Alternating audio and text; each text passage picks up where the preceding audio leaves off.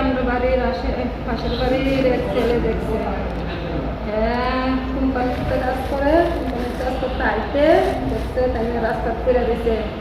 তারপরে তাই ফোন করে আরেকজনের কাছে ফোন করছে, ফোন করে তাই আরেকজনের কাছে ফোন করে আমার বাড়িতে গেছে।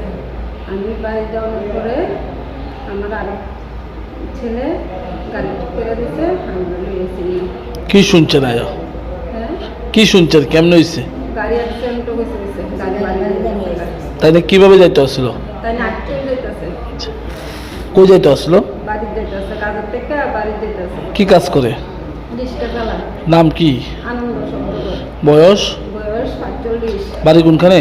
বাড়ি মোহনপুর, রানীবাজার মোহনপুর। রানীবাজার মোহনপুর। আমার এক ছেলে এক মেয়ে, আমার আর ঘরে কেউ নাই। এই হাজবেন্ডের দ্বারা কাজ করে চলি। আমরা গরিব মানুষ, আমার ছেলেও কাজ করে না, আমি এই হাজবেন্ডের দ্বারাই চলি।